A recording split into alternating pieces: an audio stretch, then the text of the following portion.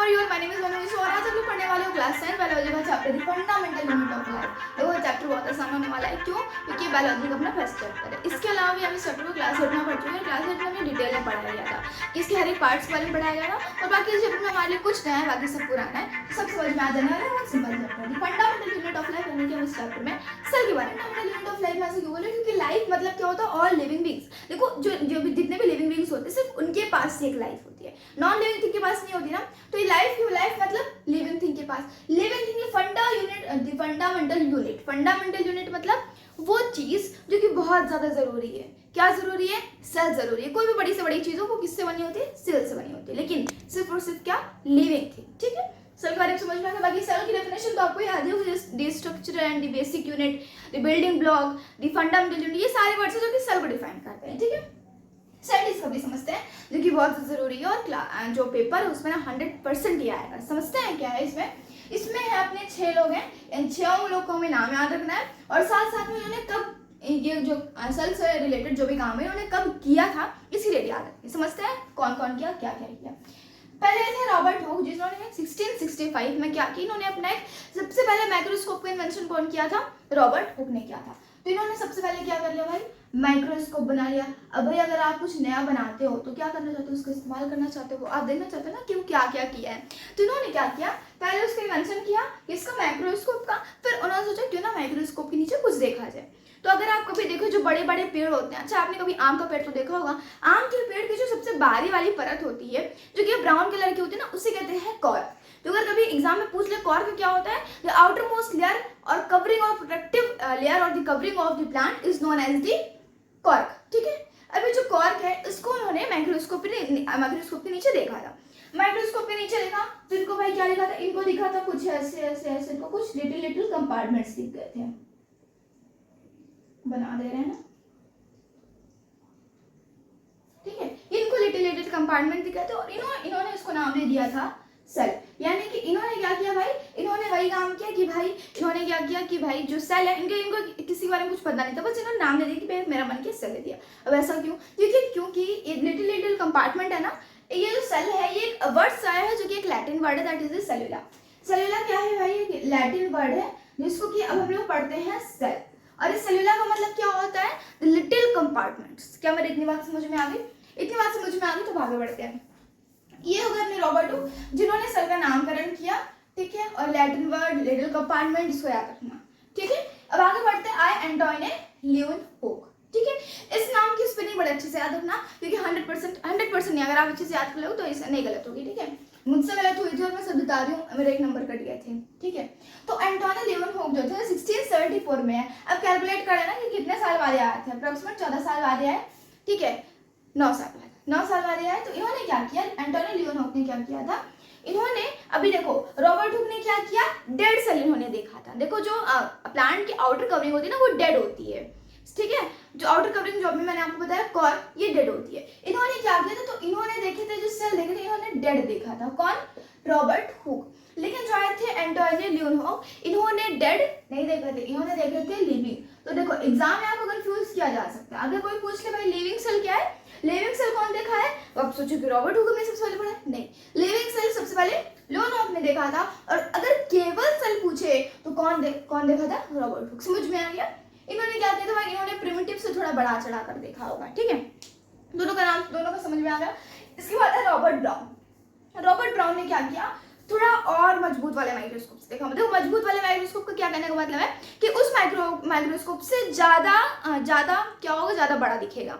ठीक है, इन्होंने थोड़ा प्रिमिटिव टाइप का माइक्रोस्कोप बनाया, मतलब पुराने समय का माइक्रोस्कोप, यानी कि कम ज्यादा वो नहीं होगा, ज्यादा क्या नहीं होगा, बड़ा नहीं होगा। ठीक है, अब जो रॉबर्ट ब्राउन थे इन्होंने इलेक्ट्रॉन माइक्रोस्कोप की मदद से इन्होंने क्या किया था? इन्होंने इस सेल के अंदर जो ये लोग अभी रॉबर्ट हुक और एंटोइन ल्यूनहोक अभी तक यही देखते थे। अच्छा एक और बात बताया बोल कि जो एंटोइन ल्यूनहोक इन्होंने लिविंग सेल कहाँ देखे थे? पॉन्ड ऑफ वाटर, यानी कि जो पानी होता है ना, जो जिसमें आप तैरते हो या फिर जो कहीं पे स्टोर होता है, उन्होंने उसको देखा था माइक्रोस्कोप के नीचे, और उनको उसमें लिविंग सेल्स दिखे थे। ठीक है, अब देखो आप जो छोटा छोटा जो पानी होता है ना, उसमें भी कुछ छोटे छोटे माइक्रोब्स होते हैं। माइक्रोस्कोप मतलब माइक्रो ऑर्गेनिजम्स, मतलब छोटे छोटे ऑर्गेनिज्म, वही उन्होंने देख लिया था। ठीक है, तो अभी तक ये लोग ये देख रहे थे, आप फिर कोई और शेप का देख रहे होंगे ये कौन, एटॉर्नी लियोनोव। लेकिन रॉबर्ट ब्राउन ने क्या देखा, रॉबर्ट ब्राउन ने इसके अंदर एक छोटा सा पार्ट भी देख लिया था। इसको उन्होंने क्या नाम दे दिया, इसको उन्होंने नाम दिया न्यूक्लियस। इतनी बात क्लियर हुई। न्यूक्लियस के बाद अब आए श्लेडन और शिवान। अब जल्दी से नीचे कमेंट में करो कि अगर आप सच में क्लास 8 अच्छे से पढ़े हो तो आपको श्लेडन का फुल नाम और शिवान का फुल नाम आपको याद होना चाहिए, ठीक है। और नहीं भी याद होगा फिर भी काम चल जाएगा, जस्ट कमेंट कर दो, ठीक है। श्लेडन और शिवान जो थे श्लेडन 1838 में और शिवान ने 1839 में सेल थ्योरी को प्रपोज किया। सेल थ्योरी को प्रपोज करने का मतलब क्या है, प्रपोज मतलब होता है प्रस्ताव रखना, ठीक है। और सेल थ्योरी का मतलब होता है, सेल थ्योरी मतलब वो थ्योरी जहां पे बताई गई है कि भाई सेल क्या है। तो सेल थ्योरी में क्या लिखा है आपको पता होगा, क्या लिखा है कि cell is basic and structural unit, ठीक है, ये तो लिखा होगा। दूसरी चीज इसने लिखी है कि भाई जो सेल होता है ना, ये तो मैं आपको डेफिनेशन बता रही। सेल थ्योरी में मेन चीज ये लिखी है कि सभी लिविंग ऑर्गेनिजम्स सेल से बने हैं, अब चाहे वो यूनिसेल्युलर हो या फिर मल्टी सेल्युलर, ठीक है। आगे है अपने पास पुरकिंजे। अब पुरकिंजे कौन थे भाई, पुरकिंजे 1839 में आए, जिन्होंने एक टर्म दिया, एक वर्ड दिया जिसका नाम था प्रोटोप्लाज्म। प्रोटोप्लाज्म अगर अभी आप पढ़ो तो ये सेल होता है, सेल के अंदर क्या होता है, सेल के अंदर एक छोटा सा होता है न्यूक्लियस और न्यूक्लियस के अंदर होता है न्यूक्लियोलस। इतनी बात आपको पता है। इसे कहते हैं सेल मेम्ब्रेन, इसे कहते हैं न्यूक्लियस, और जो यहाँ पे जो फ्लूइड एक तरह का होता है उसे कहते हैं साइटोप्लाज्म। इतनी बात आपको क्लियर है। अब समझते हैं प्रोटोप्लाज्म क्या होता है, ठीक है।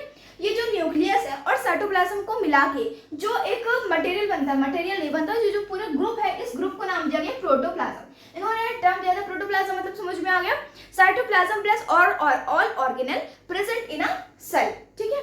अब साइटोप्लाज्म, कई बार क्या होता है, कई बार लोग क्या होता है ऑल ऑर्गेनल्स में ना न्यूक्लियस नहीं जोड़ते, तो आप क्या करना, पेपर में क्या लिखना है आपको, पेपर में लिखना है cytoplasm plus nucleus plus all organelles जो भी सेल में है, ठीक है। तो ये टोटल मिला के क्या हो गया, प्रोटोप्लाज्म हो गया। क्या मेरी इतनी बात क्लियर हुई। रॉबर्ट हुक समझ में आ गया, एंटोनी लियोनोव समझ में आ गया, रॉबर्ट ब्राउन भी समझ में आ गया, श्लेडन, शिवान और पुरकिंजे। अब आते हैं लास्ट में 1855 में रुडोल्फ विर्चोव। इन्होंने क्या किया, अभी तक सेल थ्योरी में 2 ही पॉइंट्स थे, इन्होंने अपना तीसरा पॉइंट रखा, दैट इज हर एक जो लिविंग ऑर्गेनिज्म होता है वो एक सेल से बना हुआ होता है। यानी कि इनकी जो स्टेटमेंट थी, इनकी जो पोस्टुलेट थी वो क्या थी, the living every cell is made up of the pre-existing cell। यानी कि जो सेल होता है, देखो जब कोई भी एक बच्चा होता है ना, हम लोग बचपन में कैसे थे, बहुत जब हम लोग आए थे मम्मी के पेट में तो हम लोग कैसे थे, सिर्फ एक सेल थे, कैसे थे, सिर्फ एक सेल थे। और अब वो क्या हुआ, वो अभी एक सेल को 2 पार्ट में डिवाइड हो गया, फिर ऐसे ऐसे करते हुए क्या हो गया, इसे कहते हैं रेप्लिकेट करना, ठीक है। ये रेप्लिकेट वाली प्रॉपर्टी थी इसके पास, तभी आज हम इतने बड़े होंगे। इसी रेप्लिकेट वाली प्रॉपर्टी को इन्होंने सेल थ्योरी में ऐड किया था। इतनी बात मेरी क्लियर हुई, कोई डाउट, बहुत ही आसान है। ये हो गई इसकी डिस्कवरी में मैं बोल रहा हूँ आपको सिर्फ इतनी चीज याद रखनी है, ठीक है, और कुछ नहीं है। अब आते हैं सेल साइज और सेल शेप में। अभी आपके एनसीईआरटी बुक में ना इसी के बारे में 2 पेज बचा हुआ है, और मैं बता रहा हूँ सेल शेप और सेल साइज से कुछ नहीं आएगा यार, क्योंकि इसमें आप पहले से ही पढ़ के रखे हो। सेल साइज में पता है कि देखो सेल साइज क्या होता है भाई, सेल साइज, अब देखो आपका जो आपकी इतनी बड़ी सी बॉडी है, आपको टिश्यू पता है, टिश्यू क्या होता है, आपके देखो कोई भी बहुत सारे सेल्स जो कि स्पेसिफिक काम करें उनको कहते हैं टिश्यू। फॉर एग्जांपल अपने दिमाग में कौन सा टाइप ऑफ सेल है, न्यूरॉन सेल है। अपने स्किन पे फ्लैट सेल्स है, उनको हम क्या कहते हैं, उनको right in common section muscle cells एक होते हैं जो कि स्पिंडल शेप होता है, स्पर्म सेल स्पिंडल शेप होते हैं, ओवम वो भी होता है, गोला गोला ओवल टाइप का होता है ओवम, ठीक है। तो ये सब कुछ डिफरेंट टाइप ऑफ सेल हो गए। तो इनका जो साइज हो गया वो किस पर डिपेंड करता है, उनके जो अंदर उनका जो शेप हो गया, जो साइज हो गया, वो उनके ऊपर डिपेंड करते हैं कि वो कौन सा फंक्शन कर रहे हैं। क्या मेरी बात क्लियर हो गई, बहुत आसान है, ठीक है। यहाँ से आपके पास इतना ही आएगा कि आ सकता है, और बहुत ही कम प्रोबेबिलिटी है, प्रोबेबिलिटी मतलब बहुत कम चांसेस है कि सेल साइज और एंड शेप किस पर डिपेंड होते हैं। तो आप क्या बताओगे, उसके फंक्शन पे डिपेंड होते हैं, ठीक है। और आप एग्जांपल लिखना तो लिख देना, स्पर्म सेल आपको पता है, ओवम सेल पता है, दिमाग का सेल पता है, सब कुछ पता है, ठीक है। सब कुछ नहीं पता, थोड़ा बहुत पता है। अब एक और चीज, और इसमें से जो मेन पॉइंट जो मुझे लगता है, जहाँ तक मेरे एग्जाम में आते हो, तो उसमें से जो मेन 2 पॉइंट आ सकते हैं कि हमारी जो दुनिया है इसमें सबसे लार्जेस्ट सेल कौन सा है और स्मॉलेस्ट सेल कौन सा है। तो आपको याद करें ना भाई, स्मॉलेस्ट सेल कौन सा है, स्मॉलेस्ट सेल कौन सा है भाई, स्मॉलेस्ट सेल का नाम है पीपीएलओ। वैसे भी आपका पीपीएलओ नहीं आएगा, इसको कहते हैं हम लोग अपनी भाषा में, क्लास 9 वाली भाषा में इसको कहा जाता है माइकोप्लाज्म। क्या मेरी बात क्लियर हो गई? माइकोप्लाज्म मतलब क्या होता है? माइकोप्लाज्म एक टाइप का बैक्टीरिया है जो कि बहुत छोटा होता है, ठीक है, और इसे ना पीपीएलओ भी कहते हैं। अगर कहीं पीपीएलओ दिख जाए ना ऑप्शन में तो पीपीएलओ भी टिक कर देना, ठीक है, मान लो अगर एमसीक्यूज में आ गया तो, ठीक है। और लार्जेस्ट सेल कौन सा है? आपने सुना ऑस्ट्रिच के बारे में? ऑस्ट्रिच का जो अंडा होता है ना, हमें पता है कोई भी एक मुर्गी बनती है वो भी एक नॉर्मल सिर्फ एक सेल से बनती है। क्योंकि क्यों बनती है? क्योंकि जो सेल होता है वो उसको रेप्लिकेट करता है। तो भाई यहाँ पे भी जो लार्जेस्ट सेल है वो ओवम होता है। किसका ओवम भाई? किसका अंडा? इस ऑस्ट्रिच का। ऑस्ट्रिच हमें पता है सबसे बड़ा पंछी होता है, जहाँ तक हमें पता है, खैर इतना तो नहीं पता, सबसे बड़ा पंछी नहीं होता है लेकिन फिर भी बड़ा होता है, इतना पता है। तो उसका अंडा भी बड़ा होता है। अब वो इतना बड़ा होता है कि उसे लार्जेस्ट सेल कहा गया। तो क्या हम लिखेंगे? ऑस्ट्रिच ओवम, ऑस्ट्रिच एग, ये क्या है भाई? लार्जेस्ट सेल है। और बाकी अपने ह्यूमन बॉडी में बात करो तो ह्यूमन बॉडी में लार्जेस्ट लॉन्गेस्ट सेल कौन सा होता है? न्यूरॉन होता है। आप जल्दी से कमेंट करो कि हमारे जो दिमाग में कौन सा सेल होता है? न्यूरॉन सेल होता है। और न्यूरॉन सेल की डिस्टेंस कितनी होती है, वो कितना लंबा होता है? राइट इन कमेंट सेक्शन, ठीक है, बहुत आसान है। ये हो गया आपका एनसीईआरटी का स्टडी का 3 पेज, जहाँ पे हमें समझ लिया था कि सेल डिस्कवरी क्या होता है। सेल हमें पता ही है, सेल के साथ सेल शेप मैंने आपको बता दिया। एक और बात, क्योंकि आपको पता हो यूनिसेल्युलर मल्टीसेल्युलर। यूनिसेल्युलर मतलब जो सेल एक सेल से बने उसे यूनिसेल्युलर, जो ऑर्गेनिज्म हमारी तरह बड़े ढेर सारे सेल से बने, एक से ज्यादा सेल से बने, तो वो क्या होगा बेटा? मल्टी सेल्युलर हो गए। इतनी बात क्लियर हो गई? अगर मैं और बताऊं, अब यूनिसेल्युलर मल्टीसेल्युलर के दोनों की एग्जांपल लिख देना, अगर बोला हो तो लिखना, ठीक है, बाकी लिख दोगे तो नंबर थोड़ी कटेंगे। ये हो गए आपके टोटल जो भी एग्जांपल इंट्रोडक्शन हमने देख लिया। अब हमें समझना है इसके parts of the cell. Start करते हैं। देखो पार्ट्स ऑफ सेल यानी कि सेल के पार्ट्स। अगर आप कोई भी एक नॉर्मल सेल देखो सेल बहुत टाइप के होते हैं। चाहे वो आपका दिमाग का सेल, दिमाग सेल छोड़ो, 2 टाइप के सेल होते हैं, होता है एनिमल सेल, दूसरा होता है प्लांट सेल। दोनों ही सेल में दुनिया में जितना टाइप ऑफ सेल है उसमें 3 चीजें कॉमन है। पहला होता है सेल मेम्ब्रेन। अभी अपने पास सेल है तो इसकी जो बाहर वाली लेयर रहेगी that is the cell membrane. इसके अंदर रहेगा न्यूक्लियस जो कि सब में कॉमन रहेगा, और इसके जो बीच में रहेगा, जो यहाँ रहेगा, ये क्या रहेगा बेटा? ये रहेगा अपना साइटोप्लाज्म या फिर प्लाज्मा मेम्ब्रेन। ये 3 चीजें जो हैं ये थी मेम्ब्रेन, सेल मेम्ब्रेन। ये 3 चीजें हर एक सेल में क्या होती है? कॉमन होती हैं। और ये 3 चीजें हमें पढ़ना बहुत ज्यादा जरूरी होता है, और वो भी डिटेल में, ठीक है। पहले समझते हैं हम लोग प्लाज्मा मेम्ब्रेन। देखो सेल मेम्ब्रेन को हम लोग प्लाज्मा मेम्ब्रेन भी कहते हैं। जल्दी से लिखो कि सेल को प्लाज्मा क्यों कहा जाता है इन दी कमेंट सेक्शन। नहीं बताओगे तभी मैं बता दूंगी। अभी समझते हैं जो प्लाज्मा मेम्ब्रेन होती है, जैसे कि अभी यहाँ पे हम देख पा रहे हैं क्या होती है? आउटर कवरिंग होती है। और आपको पता है आउटर कवरिंग का काम क्या होता है? प्रोटेक्ट करना। तो इसका भी काम क्या हो गया? प्रोटेक्ट करना। और बाकी जब कोई भी चीज आउटर कवरिंग होती है, जो आपका घर का गेट होता है ना, उसमें क्या होता है भाई? वो अपने घर को प्रोटेक्ट करता है। आप हमेशा सिर्फ नहीं लगाए रहते हो। आप अगर किसी इंसान को जानते हो कि वो हमें क्या पापा है तो आप उसे अंदर आने लोगे, बट अगर कोई और आ जाए तो आप उसे अंदर नहीं आने लोगे ना। वैसे ये भी होता है। इसको कहते हैं सेमी परमेबल मेम्ब्रेन, जो कि हम लोग पढ़ चुके हैं। ये क्या करता है? ओनली सेलेक्टेड मटेरियल्स को ही एग्जिट करता है और एंट्री करता है। क्यों? क्योंकि अगर ऐसा नहीं रहेगा तब तो इसका कोई फायदा नहीं है। अंदर वाले मटेरियल पूरे बाहर चले जाएंगे और बाहर वाले मटेरियल अंदर आ जाएंगे। ऐसा भी हो सकता है ना, अगर सेमी परमेबल मेम्ब्रेन ही ना होता तो प्लाज्मा मेम्ब्रेन समझ में आ गया भाई कैसा होता है? ये लिपिड प्रोटीन से बना होता है। अच्छा, लिपिड क्या होता है? अभी आप सुने होंगे ऑर्गेनिक मटेरियल। लिपिड जो होता है वो ऑर्गेनिक मटेरियल से बना होता है, ठीक है, लिपिड और प्रोटीन। अच्छा, एक और क्वेश्चन है कि बताओ लिपिड और प्रोटीन आता कहाँ से है? देखो कुछ तो प्रोटीन यहाँ से होते हैं जो हम लोग खाते हैं ना, लिपिड प्रोटीन। तो प्रोटीन जो हम लोग खाते हैं ना, उसमें से कोई पार्ट आउट होता होगा जिससे कि लिपिड बनता है। बाकी जो सेल होता है ना, उस सेल में अच्छे से क्या होता है? अच्छे से स्ट्रक्चर ही होता है ना। जो सेल होता है उसमें बहुत सारे ऑर्गेनल होते हैं। ऐसे तो है नहीं कि सिर्फ न्यूक्लियस ही होता है। तो उसमें से क्या होता है? कोई ना कोई जैसे लिपिड, कोई लिपिड का प्रोडक्शन करता है। अभी आप आगे पढ़ोगे तो जो एक होता है पार्ट एंडोप्लाज्मिक रेटिकुलम, वो किसका प्रोडक्शन करता है? वो करता है लिपिड एंड प्रोटीन का प्रोडक्शन। और वही जो लिपिड प्रोडक्शन करता है वो इसको यहाँ पे ला देता है प्लाज्मा मेम्ब्रेन, जिससे कि स्ट्रांग होती है। मेरी बात समझ में आ रही है? लिपिड और प्रोटीन कहाँ से आ रहे हैं? वो सेल में ही कहीं बन रहे हैं। मेरी बात क्लियर हो गई? तो इतनी बात हमें क्लियर हो गई। प्लाज्मा मेम्ब्रेन क्या होता है? प्लाज्मा मेम्ब्रेन जो भी वो कवरिंग लेयर है, या फिर हम उसे बोल सकते हैं बॉडीगार्ड ऑफ द सेल। ये कैसी होती है भाई? सेमी परमेबल मेम्ब्रेन होती है। और किससे बनी होती है? ये बनी होती है लिपिड एंड प्रोटीन से, ठीक है। अब देखो इसका एक और नाम होता है। ये क्या करता है भाई? ये करता है डिफ्यूजन और ऑस्मोसिस। अब ये दोनों क्या होता है? अगर आपको याद हो तो मैंने आपको छोड़ो कि आप जब भी साइंस का चैप्टर 1 पढ़े होगे, मैटर इन आवर सराउंडिंग, तो उसमें मैंने आपको बताया था कि डिफ्यूजन की 2 डेफिनेशन होते हैं। डिफ्यूजन आपने पढ़ा था, जिसमें कि एक होता है कि 2 सब्सटेंस का मिक्सिंग होना, और मैंने दूसरा बताया था द मूवमेंट ऑफ किसी भी चीज का movement from higher concentration region to the low concentration region. कहने का मतलब ये है कि मान लो अपने पास से 2 कमरे हैं, एक कमरा ये है, एक कमरा ये, और बीच में लगा है गेट, ठीक है। तो इस तरफ मान लो, इस तरफ आपका जो है इस तरफ धुआं ज्यादा है, तो इस तरफ पर धुआं कहाँ आ जाएगा, इस तरफ हो जाएगा, और एक समय के बाद दोनों तरफ का जो धुआं है वो बैलेंस हो जाएगा। यही होता है कि यहाँ से क्या हो रहा है, हाई कंसंट्रेशन रीजन से लो कंसंट्रेशन रीजन पर आया, यही होता है डिफ्यूजन। डिफ्यूजन मतलब आपको समझ में आ गया।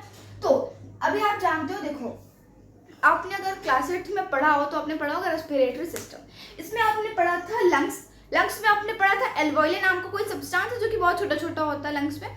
वो क्या करता है, वो हमारे बॉडी से हम जो नाक से ऑक्सीजन लेते हैं उसको क्या करता है, एल्वोइले के थ्रू अपने ब्लड्स में डाल देता है। ब्लड्स में होता है सेल, और सेल में जाता है ये ऑक्सीजन। ऑक्सीजन फिर जाके सेल में कुछ ऐसा कुछ होता है, फिर कार्बन डाइऑक्साइड बाहर आ जाता है। तो हो क्या रहा है, जो ऑक्सीजन और जो कार्बन डाइऑक्साइड है वो सेल के अंदर बाहर कैसे आ रहे हैं, अंदर बाहर कैसे आ रहे हैं, सेमी परमेबल मेम्ब्रेन। और सेमी परमेबल मेम्ब्रेन कर क्या रही है, ये डिफ्यूजन कर रही है या फिर ऑस्मोसिस कर रही है। डिफ्यूजन क्या होता है, डिफ्यूजन या फिर लिक्विड या फिर only gas particles. Gas particles से क्या होता है, मूवमेंट होता है, गैस पार्टिकल्स का मूवमेंट होता है। और ऑस्मोसिस अभी आपको बताएंगे जस्ट वेट। तो डिफ्यूजन समझ में आ गया, समझ में आ गया क्या हो रहा है। ये जो सेल है, सेल को डालना है हमें इसके अंदर ऑक्सीजन, तो वो ऑक्सीजन इसके अंदर आएगा ना, समझ में आ गई बात। यही होता है डिफ्यूजन। डी अब आपको समझ में आ गया हाई कंसंट्रेशन रीजन, लो कंसंट्रेशन रीजन मतलब क्या होता है, ठीक है। ये हो गया अपना डिफ्यूजन। अब डिफ्यूजन के बाद हम पढ़ते हैं ऑस्मोसिस। देखो डिफ्यूजन ऑस्मोसिस और डिफ्यूजन में किसका एक्सचेंज होता है, exchange of the gases. Osmosis में क्या होता है, कोई भी आपका सॉलिड पार्टिकल हो गया फिर कोई भी भारी पार्टिकल हो गया। हम स्टेट ऑफ मैटर की बात करें तो गैस इसका होता है, या फिर आप ऑस्मोसिस ना बोलो, या फिर लिक्विड भी कर सकते हो, गैस भी कर सकते हो, सॉलिड भी कर सकते हो। लेकिन इन दोनों में डिफरेंस क्या है, दोनों ही मूवमेंट करते हैं, दोनों ही एक्सचेंज ऑफ चीजें करते हैं, लेकिन दोनों में डिफरेंस क्या पता है। देखो दोनों में डिफरेंस ये है कि जो सेल होता है ना, ये जो सेल होता है ये इसके जो इसको क्या कहते हैं, इसको कहते हैं सेमी परमेबल मेम्ब्रेन, ठीक है। क्या कहते हैं, सेमी परमेबल मेम्ब्रेन कहते हैं। तो इस जगह से जो अंदर बाहर करेगा, जो अंदर बाहर करने वाला प्रोसेस रहेगा उसको कहते हैं ऑस्मोसिस। फॉर एग्जांपल आपको जो घर का गेट होता है, अगर गेट से कोई अंदर बाहर जाए तो उसको नाम दिया गया है ऑस्मोसिस। जबकि अगर घर में ही कोई दो चीजें उसका कुछ अलग अलग कुछ भी एक्सचेंज ऑफ हो रहा है तो वो क्या हो गया, डिफ्यूजन हो गया। समझ में आ गया डिफ्यूजन क्या हो रहा है, डिफ्यूजन एक्सचेंज ऑफ थिंग्स कहाँ हो रहा है, सेल के अंदर हो रहा है। ऑस्मोसिस क्या हो रहा है, उसमें सेमी परमेबल मेम्ब्रेन के थ्रू होके जा रहा है। समझ में आ गई ना बात, क्या दोनों में डिफरेंस समझ में आ गया, बहुत बढ़िया डिफरेंस, और आई होप कि याद भी हो जाएगा, ठीक है। अब बहुत महंगी चीज है, that's a type of solution जो कि हमें नहीं समझ में आ रहा है, बस उसी को समझना है, बाकी हम करने क्या है इस वीडियो में, ठीक है। यही है आपको जो इस पूरे में आपका जो मेन इंपॉर्टेंट टॉपिक है वो यही है। देखो समझते हैं, किसको समझना है, सॉल्यूशन। देखो सॉल्यूशन क्या होता है, सॉल्यूशन वो जैसे आप घर पे नमक चीनी पानी चीनी आप पीते हो, पानी चीनी तो पीते नहीं होगी, लेमनेड आप पीते हो, लेमनेड मतलब क्या होता है, नींबू का पानी, उसमें उसको आप पीते हो, या फिर पानी में नमक डाल दो तो पीते हो, तो इसे कहते हैं सॉल्यूशन। सॉल्यूशन क्या होता है भाई, ऐसा पानी जिसमें कि आप कुछ भी मिलाओ और वो पूरी तरीके से मिल जाए, उसके पार्टिकल्स आपको सामने दिखे और आप उसको फिल्टरेट ना कर पाओ। मेरी बात समझ में आई, नहीं भी समझ में आएगी तब भी काम चल जाएगा। बाकी आप नेक्स्ट केमिस्ट्री का नेक्स्ट चैप्टर में आप समझोगे सॉल्यूशन क्या होता है, ठीक है। बाकी सॉल्यूशन वैसे हमें क्या पता है, सॉल्यूशन हमें पता है वो पानी जिसमें कि आप कुछ भी डालो वो घुल जाए, बस ऐसे याद करो, डिसॉल्व हो जाए, ठीक है। ये हो गया सॉल्यूशन। अब जो टाइप ऑफ सॉल्यूशन होते हैं वो 3 टाइप के होते हैं, बहुत बढ़िया। मैं आपको इतनी अच्छी ट्रिक बताऊंगा ना, याद हो जाएगा, देखना। पहला होता है अपने पास हाइपोटोनिक, बीच में आता है आइसोटोनिक, और इधर होता है हाइपरटोनिक। पता है मैंने सब कुछ पढ़ लिया था, और बाकी सिर्फ इसका एनसीईआरटी मैंने जब देखा ना, प्लाज्मा मेम्ब्रेन के नीचे इसका सबसे पहले टॉपिक दिया है, तो पता है मुझे इस टॉपिक से बहुत ज्यादा डर लग रहा था, और जब मैंने पढ़ा ना तो मुझे लगा अरे ये क्या है, मैंने इसका अपना तरीका ढूंढा, अभी समझते हैं। देखो हाइपोटोनिक, आइसोटोनिक, हाइपोटोनिक, इन तीनों में आपको समझना पड़ेगा सॉल्यूट और सॉल्वेंट क्या होता है। देखो जब आप अपने गिलास को उसमें जब आप पानी डालते हो ना, तो पानी को कहते हैं सॉल्वेंट, यानी कि पानी क्या हो गया, सॉल्वेंट हो गया। और अगर आप उसमें चीनी डाल रहे हो, नमक डाल रहे हो, नींबू डाल रहे हो, तो ये क्या हो गया, सॉल्यूट हो गया। मेरी बात समझ में आ गई, ये पानी क्या हो गया, सॉल्वेंट हो गया। कोई भी सॉल्यूशन हो उसमें जिस चीज की मात्रा ज्यादा है, जिस चीज की अमाउंट ज्यादा है, वो क्या हो गया, सॉल्वेंट हो गया। और जिस चीज की मात्रा कम है, जैसे चीनी आप एक पानी में डाल रहे हो सॉल्यूशन में, जिस सॉल्यूशन में जिसकी मात्रा कम हो वो क्या हो जाएगा बेटा, सॉल्यूट होता है। समझ में आ गया, सॉल्वेंट सॉल्यूट। अब आगे देखते हैं, तो भाई समझते हैं भाई हाइपरटोनिक क्या होता है। हाइपरटोनिक, अभी आपको कुछ नहीं करना, अभी आप जस्ट इमेजिन करो कि मेरे घर पे तो क्या होता है, कभी कभी क्या होता है, ऐसा कुछ पड़ता होता है तो हम लोग क्या करते हैं, रात को हम लोग क्या करती हैं, जो किशमिश होता है उसको भिगो के रख देती हैं। तो भी आप किशमिश, आप नॉर्मल किशमिश देखो तो किशमिश कैसी होती है, चिपकी चिपकी होती है, मतलब कि उसके अंदर कुछ हवा नहीं भरी रहती, मतलब थोड़ी बहुत जो रहती है उसके अंदर का मटेरियल रहता है। बाकी जब आप उसको रात को पानी के अंदर रख दो कभी 1-2 घंटे के लिए, तो क्या होता है, वो फूल आता है और उसके अंदर क्या बढ़ जाता है, उसके अंदर भर जाता है पानी। भाई ये क्या होता है, उसके अंदर पानी क्यों भर जाता है, इसको समझते हैं। देखो भाई, अभी हम लोग 3 टाइप का सेल ले लेते हैं, और सेल छोड़ो, अभी हम बात कर रहे थे किशमिश की। ये अपनी ग्लास हो, ड्राइंग पे मत जाना, ठीक है। मेरी ड्राइंग वैसे तो अच्छी, लेकिन व्हाइट बोर्ड पे नहीं अच्छी बनती है, ठीक है। तो जो हाइपरटोनिक है, अभी आप कोई भी आप ग्लास लो, आप उसमें वाटर लो, उसमें आपको क्या करना है, उसमें जो पानी है उसमें पानी डाल दो। पानी डालने के बाद आपको लेना है एक छोटी सी किशमिश, जो कि आपको डाल देना है इसमें, और इसमें पानी भर दो। अब क्या होगा पता है, जो आप सुबह उठो और ये जो किशमिश है वो इतनी से फूल की इतनी बड़ी हो जा रही है। What is the reason? क्योंकि डिफ्यूजन क्या होता है, डिफ्यूजन हमने पढ़ा, डिफ्यूजन क्या होता है, ट्रांसफर, किस चीज का transfer of any material from high concentration region to the low concentration reason.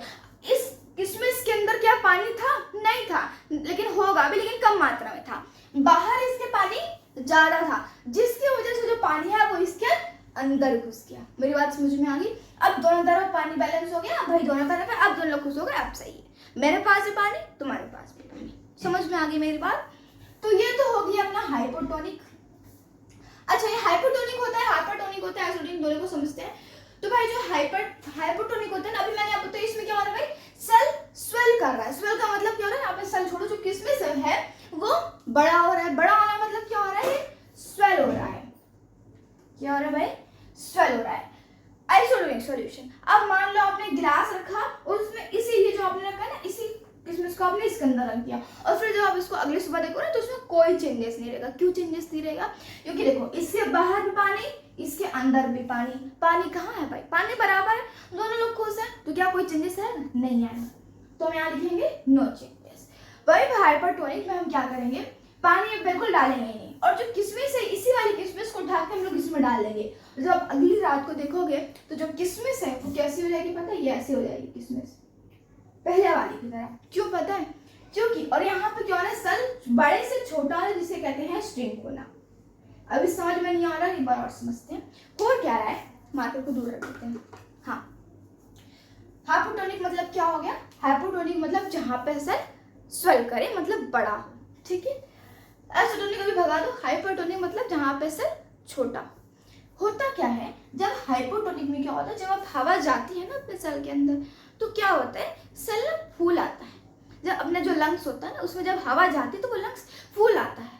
समझ में आ रही? वही हो रहा है, बस इसके अंदर पानी जा रहा है। और अगर आपसे पूछे पानी क्यों जा रहा है, क्योंकि डिफ्यूजन हो रहा है। और डिफ्यूजन में ऐसा क्यों हो रहा है कि कोई चीज़ स्वेल हो रही है, कोई चीज़ श्रिंक हो रही है? ऐसा तभी होता है ना जब कोई चीज़ लिविंग हो, तो बोलोगे नहीं भाई इसमें क्या हो रहा है, डिफ्यूजन हो रहा है। डिफ्यूजन क्या कहते हैं कि भाई हम क्या करते हैं, बैलेंस रखते हैं। डिफ्यूजन क्या कहते हैं, बैलेंस रखते हैं, from high concentration to low concentration. अब ऐसा भी नहीं है कि मान लो एक जगह हवा ज़्यादा है और उससे कम हवा नहीं है तो पूरी ही हवा उधर चली जाएगी, ऐसा नहीं, दोनों में बराबर हवा रहेगी। समझ में आ रही है बात? तो अब अगर आपको मतलब समझ में आ गया हो तो याद कैसे करें, तो याद ऐसे रखना है कि देखो स्वेल में कितने लेटर्स है, 5 लेटर्स हैं। अब देखो एसिटोनिक तो याद हो जाएगा कि एसिटोनिक इन दोनों शब्द से अलग है, इसलिए वो याद हो जाएगा। हाइपरटोनिक में वो होता है, क्या होता है, दिक्कत होती है, चलो याद कर लेते हैं। इसमें कितने लेटर्स है, 1 2 3 4 5 6। इसमें कितने लेटर्स हो गए, 6। इसमें इधर कितने लेटर्स है, 1 2 3 4 5 6 7 8 9 हो गए, 9 ही है, 4 5, ठीक है। इधर कितने हैं भाई, इधर है 10। अब देख सकते हो कि हाइपोटोनिक सेल स्वेल करता है। क्यों स्वेल करता है भाई, अब मुझे याद कैसे है, क्योंकि इन दोनों में ही मात्रा लेटर्स की कम है। समझ में आ गया? अब जिसमें लेटर्स की मात्रा ज्यादा रहेगी वो बड़े शब्द में चला जाएगा, जिसकी कम रहेगी वो उसमें आ जाएगा। समझ में आ गया ना? अभी आपको ऐसे याद रखना है कि हाइपोटोनिक, अगर कभी मान लो कंफ्यूज होगा, याद ना रहा, तो ये वाला ट्रिक अपना लेना, बहुत मस्त ट्रिक है यार, मेरे को आज तक याद है। मुझे क्या बताऊं मैं, ये हो गया अपने प्लाज्मा मेम्ब्रेन। प्लाज्मा मेम्ब्रेन में समझ में आ गया। अब एक और बहुत ज्यादा महत्वपूर्ण चीज, अब देखो जो ऑस्मोसिस होता है ना, ऑस्मोसिस में क्या हो रहा है, सॉलिड या फिर सॉलिड या लिक्विड में क्या हो रहा है, particle through this cell membrane अंदर या बाहर जा रहा है। तो इसमें 2 टाइप होते हैं ऑस्मोसिस के, that is the endosmosis and the exosmosis. क्या आ गया, 2 टाइप हो गए इसके, एंडोमोसिस, और दूसरा क्या हो गया, एक्सोमोसिस। अब इन दोनों में नाम से समझ में आ रहा है भाई, जब अपने सेल के अंदर कोई भी चीज घुसे तो उसे कहते हैं एंडोमोसिस, एंट्री ले रहा है, और जब अपने सेल के बाहर कोई चीज जाए, तो एक्सो, बाहर निकल रहा है, एग्जिट ले रहा है। समझ में आ गई बात। वैसे वो एनसीईआरटी में नहीं है, ओलंपियाड्स वगैरह में आ सकता है, और आ भी सकते हैं एनसीईआरटी में, कोई भरोसा नहीं है स्कूल वालों का, ठीक है। एनसीईआरटी में नहीं है लेकिन पेपर में आ सकता है। और डिफ्यूजन, एक और बहुत महत्वपूर्ण जो वर्ड है वो है एंडोसाइटोसिस। एंडोसाइटोसिस जो है, अभी जो अमोबा होता है ना, जो अमोबा मतलब क्या होता है, अमोबा जो एक यूनिसेल्युलर ऑर्गेनिज्म है, आपने पढ़ा है। यूनिसेल्युलर ऑर्गेनिज्म क्या होता है, अपना खाना ऐसे जाके चपट लेता है, ठीक है, अपना किससे, स्यूपोडिया से। भी क्या होता है भाई, फॉल्स फीड, आपको कुछ याद आ रहा है, फॉल्स फीड, स्यूपोडिया। इसकी मदद से पहले क्या करता है, मान लो इसका ये खाना है, मान लो ये इसका खाना है और ये ऑर्गेनिज्म है, तो ये क्या करेगा, पहले इसके यहाँ तक जाएगा, फिर थोड़ी देर फिर ऐसे हो जाएगा, फिर ऐसे हो जाएगा, फिर इसमें आगे पूरा ऐसे ले लेगा और फिर इसको खा जाएगा। ये तो इसे कहते हैं स्यूपोडिया, ऐसे वो काम करता है, ऐसे वो खाना खाता है, और इस प्रोसेस को कहते हैं एंडोसाइटोसिस। यहाँ पे कर क्या रहा है, वो यहाँ पे ऑस्मोसिस हो रहा है थ्रू दी सेल मेम्ब्रेन, कुछ हो रहा है ना, थोड़ी सेल मेम्ब्रेन खाना, अब देखो भाई अमोबा सेल मेम्ब्रेन के थोड़ी तो खाना खाएगा ना, अंदर थोड़ी उसका खाना रखा है। तो एंडोसाइटोसिस, याद रखना लास्ट में ओसिस रखा है, लास्ट याद रखना सब में ओसिस लिखा है, तो सब ऑस्मोसिस का टाइप हो गया। ये हो गया आपका first part of cell, that is the plasma membrane. कुछ भी कठिन नहीं है, बस डिफ्यूजन याद है, ठीक है याद है भाई, हम लोग ने चैप्टर में पढ़ के रखा है। ऑस्मोसिस थ्रो अभी आपको अभी क्या करना है, कुछ भी नहीं करना है, बस ऑस्मोसिस में सिर्फ ये 3 लेटर याद रखना है, थ्रो सेमी परमेबल मेम्ब्रेन। आप कहीं भी वाला ये 3 वर्ड से को समझ लो भाई, ऑस्मोसिस है, ठीक है। टाइप ऑफ सॉल्यूशन में समझ में आ गया भाई, जिसमें कम शब्द लेटर्स हाइपोटोनिक, जिसमें ज्यादा लेटर वो हाइपरटोनिक। एसोटोनिक रिजर्वेशन है, इधर का ना उधर का, उसमें कोई चेंजेस नहीं आने वाला है। ये हो गया अपना पूरा टाइप हो गया। क्या मेरी बात समझ में आ गई, पार्ट्स ऑफ अ सेल का फर्स्ट पार्ट। अब आता है अपना नेक्स्ट पार्ट पे, न्यूक्लियस पे। स्टार्ट करते हैं सेल वॉल के बारे में। देखो सेल वॉल क्या होता है, ये एक ऐसा सब्सटेंस है जो कि एनिमल सेल में नहीं होता है। ये किस में होता है, सिर्फ से प्लांट सेल में होता है, क्लास 8 में पढ़ा था। दूसरी चीज जो कि मुझे भी क्लास 8 में डाउट था कि बताओ सेल वॉल बाहर होती है फिर प्लाज्मा मेम्ब्रेन बाहर होती है, तो आज ये बात हमें समझ में आ गई कि जो सेल होता है इसके बाहर होती है कौन, इसके बाहर होता है सेल मेम्ब्रेन।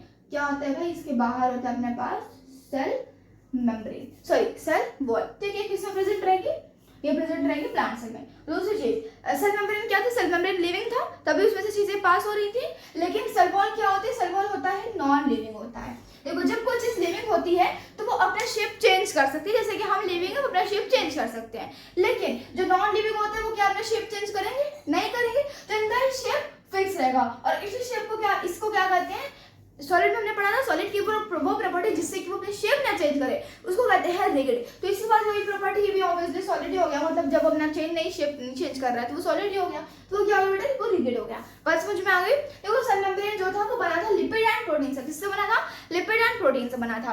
और बाकी जो सेल वॉल होता है वो किससे बनता है, सेलुलोज। सब एक बहुत ही महत्वपूर्ण बात याद रख लेना कि सेल मेम्ब्रेन किससे बना होता है, लिपिड एंड प्रोटीन से, जो कि सेल के अंदर ये प्रोडक्शन इस बात का होता है। लेकिन ये जो सेलुलोज से बनता है सेल वॉल, इसका प्रोडक्शन अंदर नहीं होता, इसका प्रोडक्शन कहीं बाहर होता है, ठीक है। वो कहीं वो अपने सेलुलोज कहीं और से लेता है, ठीक है। अब इसका काम सिर्फ और सिर्फ किसका काम कर रहा है, ये क्या करता है, एक्स्ट्रा प्रोडक्शन देता है। ऐसा क्यों है भाई, क्योंकि देखो जो एनिमल है वो चल सकते हैं, फिर सकते हैं, यानी वो अपनी प्रोडक्शन खुद कर सकते हैं, लेकिन क्या प्लांट चल सकते हैं, नहीं, वो नहीं चल सकते। तो क्या चाहिए उनको, Z++ सिक्योरिटी चाहिए। Z++ मतलब कि उनको एक्स्ट्रा सिक्योरिटी चाहिए। क्या मेरी बात क्लियर हो गई, ये हो गई सेल वॉल हो गई। इसके अलावा यानी कि क्या होगा, प्रोवाइड स्ट्रक्चरल स्ट्रेंथ, ये इसका एक्स्ट्रा काम है। ये क्या करेगी भाई, प्लांट कैसे रहेगा, ये भी इसका काम है कि भाई थोड़ा ये भी क्या, देखो भाई प्लांट को एक जगह स्थिर रहना, स्थिर रहने का मतलब कि ज्यादा प्रोटेक्शन, और ज्यादा प्रोटेक्शन अभी आप आगे देखो ना, तो सिर्फ यही एक इंसान नहीं है जो इसको प्रोवाइड स्ट्रक्चरल स्ट्रेंथ करेगा, और भी बहुत सारे चीजें जो इसको प्लांट को प्रोवाइड स्ट्रक्चरल स्ट्रेंथ करेंगे। तो प्लाज्मोलिसिस जो कि पहली बात तो मुझे भी नहीं समझ में आ रहा, लेकिन मैं समझाऊंगी हिंदी भाषा में, एनसीईआरटी भाषा नहीं समझाने वाला है, बहुत अच्छे से समझ आएगा। देखो कई बार क्या होता है ना, सेल जब सेल स्वेल करता है, स्वेल मतलब क्या होगा, स्वेल मतलब सेल, स्वेल में कम लेटर से, यानी कि ये बात हो रही है हाइपोटोनिक सॉल्यूशन की। ऐसे ही सोचो, जो मैंने बताया बहुत आसान है, पूरा देखो तो वीडियो आप लोग पूरा ही नहीं देखते हो। हाइपोटोनिक सॉल्यूशन में क्या होता है, हाइपोटोनिक सॉल्यूशन में क्या होता है, जो सेल क्या करता है, सेल स्वेल करता है। कभी कभी वो जो लिक्विड है वो खुद को बैलेंस नहीं कर पाते और कभी कभी क्या होता है सेल फट जाता है। कभी कभी आप किशमिश देखो तो बहुत रेयर केसेस ऐसे होते हैं कि आप किशमिश को पानी में डालो और वो किशमिश है वो फट जाए, ठीक है। कभी कभी ऐसा होता है और सेल वॉल, ये जो प्लाज्मा मेम्ब्रेन है वो फट ना जाए, इसको फटने से बचाते हैं। कौन बचाता है भाई? कौन बचाता है? सेल वॉल बचाता है। इसको कहते हैं प्लाज्मोलाइसिस। समझ में आ गई मेरी इतनी सी बात? बचाता है यानी कि ये क्या करेगा, सब जगह ये इक्वल प्रेशर देगा भाई। ऐसा नहीं कि तुम इस तरफ से बड़े हो जाओ या फिर तुम इस तरफ से बड़े हो जाओ, ये बोलेगा भाई सब जगह इक्वल रखो। तो तुम क्या करोगे, अब फॉर एग्जाम्पल आप एक रबड़ लो, ठीक है, आप उसको खींचो, किसने बात कर, जब आप इसको किसी एक पॉइंट से खींचो ना तो वो जल्दी टूट जाएगा। जब इसको पूरा खींचो ना, पूरा एक साथ खींचो ना तो वो जल्दी टूटेगा नहीं, टूटेगा। वही यहाँ पे ये भी कर रहा है। ये क्या कर रहा है, इसको इक्वल, इसके हर एक साइड में क्या कर रहा है, इक्वल प्रेशर देने का काम किसका होता है, सेल वॉल। और इसी को कहा गया है प्लाज्मोलाइसिस। क्या मेरी बात समझ में आई? तो क्या अभी आपके एनसीईआरटी में क्या वर्ड लिखा है भाई, कि बंट करने से बचाता है, बंट नहीं, फटने से बचाता है, बस्ट करने से बचाता है, ठीक है। इन द हाइपोटोनिक सॉल्यूशन मतलब जब ये सेल स्वेल करेगा। और इसका काम क्या होता है भाई, ये क्या करता है, इक्वल प्रेशर प्रोवाइड करता है टू द सेल मेम्ब्रेन। और जैसे कि मैंने बताया लिक्विड है तो क्या इसकी जो शेप है वो चेंज होगी, क्या इसकी शेप चेंज होगी? नहीं चेंज होगी। दूसरी बात, मैंने यहाँ पे डायग्राम गलत बना दिया है। आपको याद होना चाहिए कि जो प्लांट सेल होता है उसमें सेल गोल नहीं होता है। कैसे होता है? Right in common section. ये हो गया आपका सेल वॉल, प्लाज्मा मेम्ब्रेन। अब आते हैं न्यूक्लियस पे, और जल्दी से कमेंट करो कि न्यूक्लियस को कौन डिस्कवरी किया था और कब किया था। नेक्स्ट टॉपिक पर जो कि है न्यूक्लियस। देखो न्यूक्लियस क्या होता है, अभी मैंने आपको बताया था कि जो सेल होता है उसके एक अंदर से गोला सा पार्ट होता है। और इस सेल का सबसे बड़ा न्यूक्लियस नहीं कह सकते, लेकिन मेन ऑर्गेनल जो होता है, जो हर सेल में पाया जाता है, वो होता है न्यूक्लियस। अब जो न्यूक्लियस को थोड़ा बड़ा बनाते हैं तो न्यूक्लियस ये हो गया इसका न्यूक्लियस। इसकी जो बाहर वाली मेम्ब्रेन रहती है उसे कहते हैं न्यूक्लियर मेम्ब्रेन। क्या कहते हैं? न्यूक्लियर मेम्ब्रेन कहते हैं, ठीक है। इसके अलावा ये जो न्यूक्लियस होता है इसके हर एक पॉइंट पर थोड़ी दूर पे क्या होता है, पोर्स होते हैं। अब पोर्स क्यों होता है? क्योंकि इसके जो अंदर के मटेरियल्स है वो बाहर ट्रांसफर होने के लिए क्या चाहिए, उसको पोर्स चाहिए। और हाँ, एक और बात कि जैसे इस जो सेल होता है, जैसे इसकी मेम्ब्रेन होती है, इसकी मेम्ब्रेन कहने का मतलब जैसे सेल की मेम्ब्रेन जो होती है वो सेमी परमेबल होती है, वैसे इसकी भी मेम्ब्रेन कैसी होती है, सेमी परमेबल होती है। सिर्फ सेलेक्टेड चीजें एग्जिट करेंगी और एंट्री करेंगी, ठीक है। बात समझ में आ गई? अब आगे देखते हैं। इसके अंदर एक होता है न्यूक्लियोलस। क्या होता है? न्यूक्लियोलस, ठीक है। अब आगे समझते हैं। तो इसको हो गए पार्ट्स। अभी हमने देखा कि जो न्यूक्लियस होता है ना उसके डबल लेयर क्या होते हैं, डबल लेयर मेम्ब्रेन होती है। अब ऐसा क्यों होता है? क्योंकि देखो न्यूक्लियस में ये तो हो गए, उसके बाहर उसके जो पार्ट्स हो गए। अब ये जो न्यूक्लियोलस होता है इसके अंदर क्या होता है, इसके अंदर होते हैं कुछ थ्रेड लाइक स्ट्रक्चर, जिसे हम क्या कहते हैं, जिसे हम अपनी नॉर्मल भाषा में पढ़ते हैं क्रोमोसोम्स, वो इसके अंदर होते हैं। और जो कि एक सेल का मोस्ट इंपॉर्टेंट पार्ट होता है। क्यों? क्योंकि देखो तो जो ये अपने पास जो क्रोमोसोम्स होते हैं इनके अंदर जेनेटिक मटेरियल होते हैं। और जेनेटिक मटेरियल हमें पता है क्या होता है, ये हमारे पापा मम्मी से आने वाली जो चीजें होती हैं, जो डीएनए होता है वो इसी में होता है। किसमें होता है? न्यूक्लियोलस, यानी कि in the form of the chromosomes. वही है, इसी वजह से जो कि जेनेटिक मटेरियल, ठीक है, जो कि बहुत ज्यादा जरूरी है। और उसी चीज के प्रोडक्शन के लिए इसके पास होती है डबल लेयर्ड मेम्ब्रेन। तो अगर कभी क्वेश्चन आ जाए कि इसकी डबल लेयर्ड मेम्ब्रेन क्यों होती है, तो आपको सिंपल आंसर है क्योंकि इसके पास सेल का one of the most important part होता है। क्या होता है? जेनेटिक मटेरियल होता है, ठीक है। आगे है अपने पास क्रोमोसोम और क्रोमैटिन और क्रोमोसोम। देखो ये जो सेल होता है वो दो स्टेट में हो सकता है। एक तो तब जब उस सेल को डिवाइड होना है, फॉर एग्जांपल ओवम। ओवम क्या होता है? वो होता है, ठीक है, वो डिवाइड नहीं रेप्लिकेट करके एक ह्यूमन बीइंग बनता है, ठीक है। या फिर जो सेल हमारे नॉर्मल बॉडी में है वो हो गए। तो यानी दो स्टेट में है, जब वो डिवाइड कर रहे होते हैं, और दूसरा स्टेट होता है जब वो डिवाइड नहीं कर रहे होते हैं। तो जब वो डिवाइड नहीं कर रहे होते हैं तो अभी हम इसको थोड़ा बड़ा करते हैं, तो मान लेते हैं कि ये क्या, ये अपने पास बड़ा सा न्यूक्लियस है, ठीक है। अब इस न्यूक्लियस में ये जो क्रोमोसोम्स होते हैं ये ऐसे ऐसे ऐसे क्या होते हैं, फैले रहे होते हैं। आप इनको डिस्टिंग्विश नहीं कर सकते, मतलब आप इनको देख के बता नहीं सकते कि क्रोमोसोम्स है, ठीक है। तो ये क्या होगा, अपने किसी भी फॉर्म में घूमते फिरते रहते हैं, तो इनको क्या कहा गया, क्रोमैटिन कहा गया। लेकिन यही जब सेल जब डिवाइडिंग स्टेट में होता है तभी कैसा शेप ले लेते हैं, तभी कुछ इस टाइप का शेप लेते हैं जो लोग नॉर्मली देखते हैं। ये हम लोग ऐसे देखते हैं ना, वैसे ही हो जाता है। इसे कहते हैं कॉइल, पेयर ऑफ कॉइल, ठीक है, कॉइल टाइप का। कॉइल मतलब क्या होता है, इस टाइप का, ठीक है। ये हो गया अपने क्रोमैटिन और क्रोमोसोम्स। तो what is the difference between chromatin and chromosomes? तो ये जो क्रोमैटिन होता है वो क्रोमोसोम्स का क्या होता है। अब एक और चीज याद रख लेना कि क्रोमैटिन और क्रोमोसोम एक ही चीज होती है, बस डिफरेंस होता है। जैसे जो पानी होता है वो चाहे आइस में हो या फिर वाटर वेपर में हो या फिर लिक्विड में हो, एक ही चीज होती है ना, सिर्फ स्टेट ऑफ मैटर चेंज होता है। वैसे ही क्रोमैटिन और क्रोमोसोम एक ही चीज होती है, सिर्फ और सिर्फ जो क्रोमैटिन होता है वो कंडेंस होकर क्या कर लेते हैं, क्रोमोसोम फॉर्म कर लेते हैं। मेरी इतनी बात समझ में आ गई? ये हो गया क्रोमैटिन और क्रोमोसोम। इसके बाद आते हैं प्रोकैरियोटिक और यूकैरियोटिक में, जिसे हम क्लास 8th में भी पढ़ चुके हैं। बहुत आसान चीज है। देखो प्रोकैरियोटिक जैसे आप पढ़े, हम लोग पिछले क्लास में पढ़े थे, माइक्रोऑर्गेनिज्म में हमने पढ़ा था बैक्टीरिया। बैक्टीरिया क्या होता है? बैक्टीरिया वो ऐसी चीज है, वो ऐसे लिविंग ऑर्गेनिज्म है जो कि प्रोकैरियोटिक होते हैं। अगर हम आपको थोड़ा डायग्राम याद हो तो वो कुछ इस प्रकार का था, ठीक है, एक मिनट, इस टाइप का था। और जब इसको फाड़ के देखा गया तो इसमें क्या था, इसमें बस ऐसे ऐसे कुछ फैला था, बस ऐसे था। और बस हमें इसी में देखना था कि भाई ये क्या है। ये था हमारा कुछ इस टाइप का बैक्टीरिया, ठीक है। अब इसमें था क्या, ये था प्रोकैरियोटिक। क्यों पता है? देखो प्रोकैरियोटिक का मतलब होता है, इसके दो पार्ट करो तो एक हो जाता है प्रो, दूसरा होता है कैरियोटिक। अब प्रो मतलब वो वाला मत समझना प्रो मैक्स, ऐसा कुछ नहीं होता। यहाँ पे प्रोकैरियोटिक का मतलब होता है, प्रो मतलब यहाँ पे हो गया प्रिमिटिव, क्या हो गया, प्रिमिटिव हो गया, ठीक है।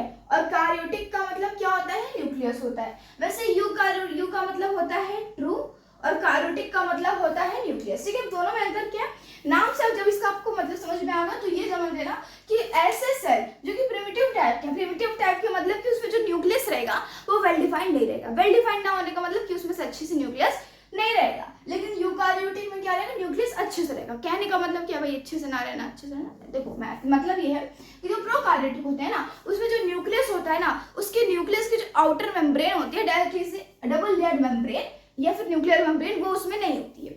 आप अगर इस बैक्टीरिया वाले डायग्राम पे जाओ तो इसमें भी न्यूक्लियस है, आपको पता है इसमें भी न्यूक्लियस था, लेकिन ये बैक्टीरिया कैसा है, प्रोकैरियोटिक है। तो इसके अंदर न्यूक्लियोलस के अंदर क्या है, न्यूक्लियोलस है, न्यूक्लियस के अंदर न्यूक्लियोलस, न्यूक्लियोलस के अंदर जेनेटिक मटेरियल। अब इसकी ना न्यूक्लियर मेम्ब्रेन है ही नहीं, तो इसका जेनेटिक मटेरियल बाहर आ गया, क्रोमैटिन के फॉर्म में क्या हो रहा है, घूम रहा है। कहाँ घूम रहा है, यहाँ पे घूम रहा है, साइटोप्लाज्म में घूम रहा है।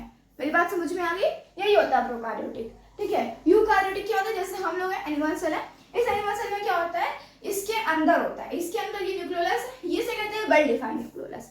तो what is meant by not well defined nucleus, जहां पे न्यूक्लियर मेम्ब्रेन ना हो। क्या मेरी इतनी बात समझ में आ गई? ये था अपने न्यूक्लियस का छोटा सा ऊपर से ओवरव्यू। और एक और क्वेश्चन जो पेपर में मोस्टली बनता है और एनसीईआरटी में भी ये चीज लिखी हुई है, और कभी कभी आ जाता है, कभी कभी हमेशा बच्चे इसको छोड़ देते हैं, ठीक है। तो ये जो पॉइंट है वो कुछ इस टाइप का है। देखो यूकैरियोटिक में क्या होते हैं, यूकैरियोटिक में सारे मेम्ब्रेन्स होते हैं, मतलब सारे मेम्ब्रेन, इसमें सारे ऑर्गेनल होते हैं, किसमें, यूकैरियोटिक में। लेकिन प्रोकैरियोटिक में सारे ऑर्गेनल्स नहीं होते हैं। कहने का मतलब क्या है, इस सेल में, ये जो सेल होता है उसमें न्यूक्लियस के अलावा और भी बहुत सारे ऑर्गेनल्स होते हैं, मानते हो, जैसे लाइसोसोम्स हो गया, राइबोसोम्स हो गया, एंडोप्लाज्मिक रेटिकुलम, गोल्गी apparatus, ठीक है, ये सारी चीजें होती हैं। तो ये सारी चीजें, जितने ऑर्गेनल एक सेल को चाहिए, वो सारी ऑर्गेनल किसमें प्रेजेंट होते हैं, यूकैरियोटिक में। लेकिन अगर ये इसको देखो तो इसमें सिर्फ और सिर्फ क्रोमैटिन और न्यूक्लियोप्लाज्म के अलावा कि आपको, सॉरी, प्लाज्मा वो क्या बोलते हैं, साइटोप्लाज्म के अलावा आपको कुछ और दिख रहा है, नहीं दिख रहा है। तो कहने का मतलब क्या होगा, प्रोकैरियोटिक में क्या होता है, प्रोकैरियोटिक में और कोई क्या नहीं होता, ऑर्गेनल्स नहीं होते। अब एक बात याद रखना, इसको मत लिख के चले आना कि यूकैरियोटिक में सारे ऑर्गेनल्स होते हैं और प्रोकैरियोटिक में नहीं होते, ऐसे लिखना है आपको।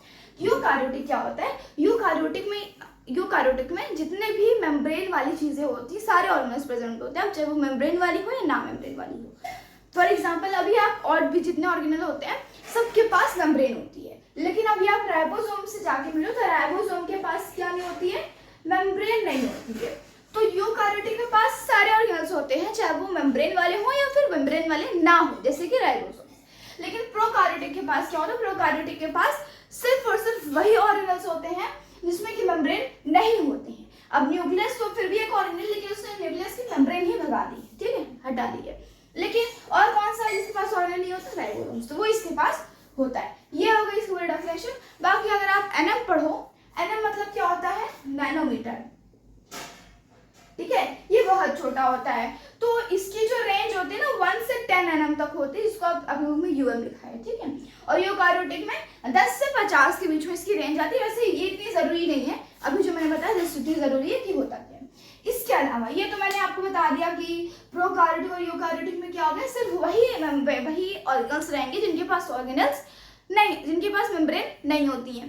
तो फिर ये बताओ, जैसे बैक्टीरिया हो गया, इस ये खाना तो खाता नहीं है, क्या खाना बनाता है, अपना खाना बनाता है, मतलब क्या करेगा, फोटोसिंथेसिस। और फोटोसिंथेसिस करने के लिए क्या चाहिए, प्लास्टिड चाहिए, बोलो हाँ कि ना। और प्लास्टिड्स में भी होते हैं मेम्ब्रेन, और जब प्लास्टिड्स में मेम्ब्रेन होते हैं तो क्या प्रोकार्योटिक में होंगे, नहीं होंगे, नॉर्मल सी बात है। और जब ये प्रोकार्योटिक में प्लास्टिड्स नहीं होंगे तो प्रोकार्योट यानी कि बैक्टीरिया, अब ऐसा नहीं कि प्रोकार्योटिक सिर्फ बैक्टीरिया ही होता है, और भी बहुत सारे होते हैं।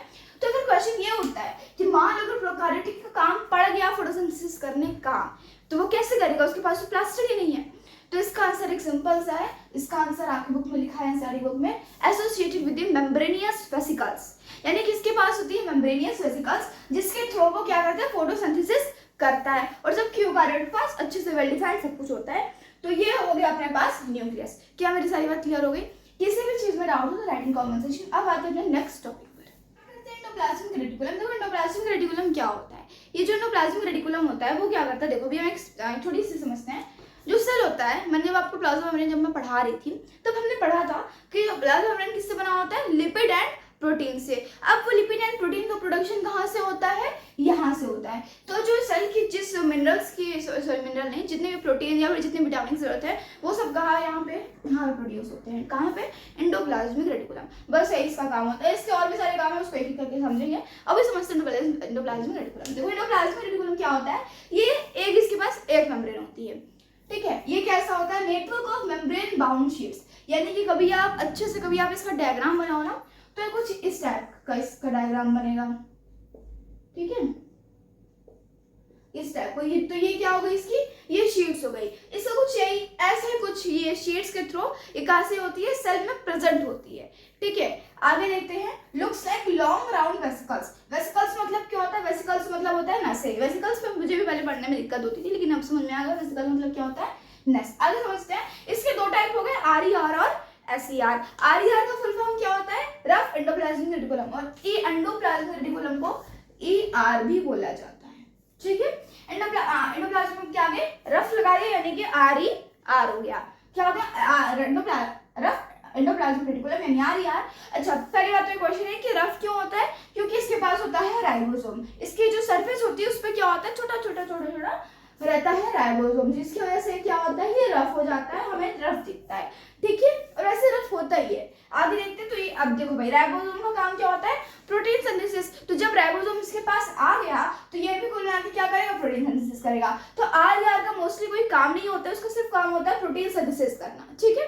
आगे देखते हैं, एसईआर पे थोड़ा ध्यान डालते हैं। तो एसईआर क्या होता है, स्मूथ एंडोप्लाज्मिक रेटिकुलम, यानी कि इसके पास राइबोसोम नहीं है। राइबोसोम जिसके पास नहीं, वो क्या करेगा, प्रोटीन सिंथेसिस करेगा, ठीक है। तो मुझे नहीं लगता इसमें कुछ याद करने की जरूरत है। इसमें बढ़ते हैं एसईआर में। तो एसईआर में जो भी मैंने बताया था लिपिड, तो लिपिड का प्रोडक्शन यहीं पर होता है। लिपिड हो गया, एंजाइम हो गया, और जो हमारे जो हार्मोनल चेंजेस आते हैं उसके जो प्रोडक्शन हो गए वो सेल में, जो सेल होता है उसके जो एंडोप्लाज्मिक रेटिकुलम होती है उसमें स्मॉल एंडोप्लाज्मिक रेटिकुलम में प्रोडक्शन होता है, ठीक है। इससे आगे डिटॉक्सिफिकेशन। अब ये क्या होता है, डिटॉक्सिफिकेशन ये एक ऐसी चीज है, अगर मान लो कि आपके घर में भी कोई घुस जाए तो अब क्या करोगे, आप पुलिस के पास कॉल करोगे। वैसे इसको क्या कहते हैं, इस प्रोसेस को कहते हैं डिटॉक्सिफिकेशन, यानी कि अपने को खराब होने से बचाना, ठीक है। या फिर अपने अंदर कोई आ गया, जम्स वगैरह आ गए तो उससे खुद को प्रिवेंट करना, बचाना, वही है यहाँ पे डिटॉक्सिफिकेशन। क्या हो गया यहाँ पे, क्या अगर मान लो कोई जम्स वम्स आ जा रहा है वैसे अपने सेल में, तो उसको खत्म करने का काम किसका रहेगा, एसईआर का, ठीक है। और ये स्पेशली अपना काम कहाँ करता है, लीवर सेल्स में करता है। लीवर सेल्स आपको पता है। अब इस टॉपिक से एक बहुत इंपॉर्टेंट चीज आएगी जो कि मैं आपको बताने जा रही हूँ, दैट इज दी मेम्ब्रेन बायोजेनेस। मैंने अभी लिखा नहीं है, ठीक है, मेम्ब्रेन बायोजेनेस, ठीक है। अब ये क्या होता है, अभी भी मैंने बताया आरईआर क्या करता है भाई, राइबोसोम है उसके पास, इसलिए क्या करता है, प्रोटीन सिंथेसिस करता है। और एसईआर क्या करता है, लिपिड प्रोडक्शन करता है। लिपिड किससे बनता है, सॉरी प्लाज्मा मेम्ब्रेन किससे बनता है, लिपिड से बनता है। इतनी बात याद है आपको, अगर इतनी बात याद है तो ये वाली चीज समझ में आ जाएगी। देखो प्लाज्मा मेम्ब्रेन किससे बनता है, लिपिड। अब ऐसा नहीं है कि आरए और एसईआर मिलके सिर्फ और सिर्फ प्रोडक्शन करते हैं, ये दोनों मिलके क्या करते हैं, ये दोनों मिलके कभी कभी चीजों को इधर से उधर ट्रांसफर भी काम करने का काम करते हैं, ठीक है। वैसे ही जो आरईआर है या फिर एसईआर, जरूरी नहीं या फिर आरईआर करेगा या फिर एसईआर करेगा, दोनों में से कोई भी क्या कर सकता है, लिपिड को जाएगा, मेम्ब्रेन को देगा। कौन से मेम्ब्रेन को देगा, सेल मेम्ब्रेन को, क्योंकि सेल मेम्ब्रेन ही इससे बनती है, ठीक है, उसको देगा ताकि जो सेल मेम्ब्रेन है वो और ज्यादा मजबूत हो। अगर मान लो सेल मेम्ब्रेन की जो लिपिड है वो खराब होने लगी तो जाके इसको कौन देगा, यही देगा, कौन देगा, एससीआर देगा। एससीआर के पास लिपिड प्रोडक्शन हो रहा है और इसी प्रोसेस को कहते हैं हम लोग मेम्ब्रेन बायोजेनेस। क्या मेरी बात समझ में आ गई? सिर्फ और सिर्फ मेम्ब्रेन याद रख लेना, बायोजेनेस का कोई काम नहीं है। पूरा का मतलब आपको समझ में आ गया? इसका डेफिनेशन क्या हो गई? The process of transferring of lipid to the from the SCR to, या फिर आप फ्रॉम दी बोलो या फिर थ्रू एससीआर बोलो, टू दी सेल मेम्ब्रेन या फिर प्लाज्मा मेम्ब्रेन। क्या मेरी इतनी बात क्लियर हो गई? देखो कम मिनट में हमें ज्यादा प्रोडक्शन करना है, हम तो सब प्रोडक्शन कहाँ से करेंगे ना। तो ये हो गया अपना एंडोप्लाज्मिक रेटिकुलम, जहाँ पे मैंने आपको सब कुछ बता दिया।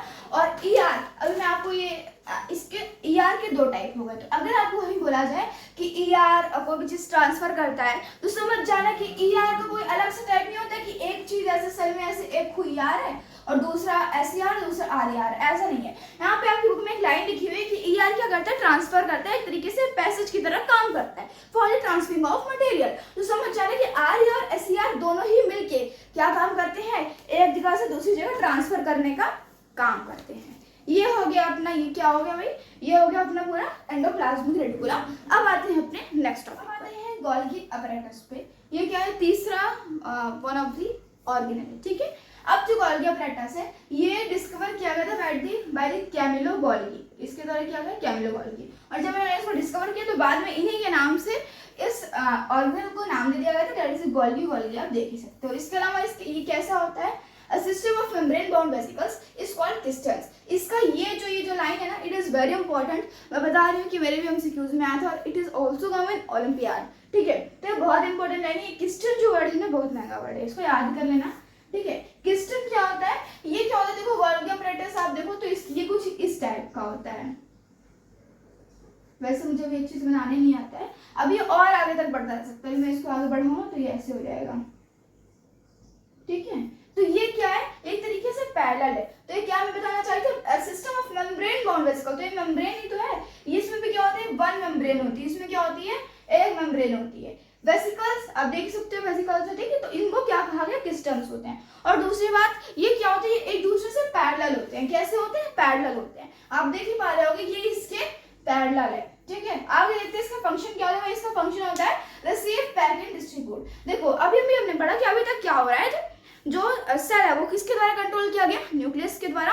न्यूक्लियस के बाद हमने पढ़ा, न्यूक्लियस के बाद हमने किसे पढ़ा था, न्यूक्लियस के बाद हमने पढ़ा एंडोप्लाज्मिक रेटिकुलम, जहाँ पे चीजों का प्रोडक्शन हो रहा है। अब जो कहीं पे चीजों का प्रोडक्शन हो रहा है तो उस चीज का ट्रांसपोर्टेशन भी चाहिए। माना कि थोड़ा बहुत वो खुद ही एक इंसान कर ले रहा है, मतलब कि एंडोप्लाज्मिक रेटिकुलम वो प्रोड्यूस कर रहा है और वो थोड़े अमाउंट में उसको क्या कर दे रहा है, क्या कर रहा है, एक जगह से दूसरी जगह पहुंचा दे रहा है, ठीक है। लेकिन जो मेन जो वर्क है किसका है, एक जगह से दूसरी जगह पहुंचाने का, गोल्गी अपैरेटस का। तो उसका काम क्या है भाई, रिसीव, पैक एंड डिस्ट्रीब्यूट। ये जो तीन वर्ड है ना, मुझे कब याद होगा पता है, 8th क्लास में याद होगा, क्योंकि 8th क्लास में पूरा जो खेल था वो इसी 3 शब्दों का था और कुछ नहीं था, ठीक है। तो इस बात को याद रखना है। इसका काम क्या है, पहले चीजों को रिसीव करेगा, जो भी जैसे लिपिड हो गया, प्रोटीन हो गया, जो भी इसके पास इसको मिल रहा है, इसको पैक करेगा और फिर जाकर यहाँ पे जिसकी जरूरत रहेगी उसको जाएगा दे जाएगा, ठीक है। इसका काम होता है। और इसका one of the most important work है फॉर्मेशन ऑफ लाइसोसोम्स। अब ये बताओ, राइबोसोम्स कहाँ थे, एंडोप्लाज्मिक रेटिकुलम में थे, लाइसोसोम, लेकिन वहां पे राइबोसोम का प्रोडक्शन नहीं हो रहा था, ठीक है। राइबोसोम का वहां प्रोडक्शन हुआ नहीं हुआ, वहां पर राइबोसोम थे तो राइबोसोम ने प्रोडक्शन किया, दैट इज ए प्रोटीन, ठीक है। यहाँ पे क्या हो रहा है, लाइसोसोम का प्रोडक्शन हो रहा है और इसका और भी एक्स्ट्रा वर्क क्या है, स्टोरेज करता है कभी कभी, मतलब कभी कभी कुछ चीजें क्या करता है अपने पास स्टोर कर लेता है, मॉडिफाई कर देता है अगर कोई गलती है तो। बाकी पैकेज करने वाला तो काम यहाँ पे भी चल रहा था, ठीक है। तो ये हो गया अपने पास गोल्गी अपैरेटस, कुछ भी इसमें कठिन नहीं है, इट इज वेरी सिंपल, जो कि हम इसके पहले भी पढ़ चुके हैं।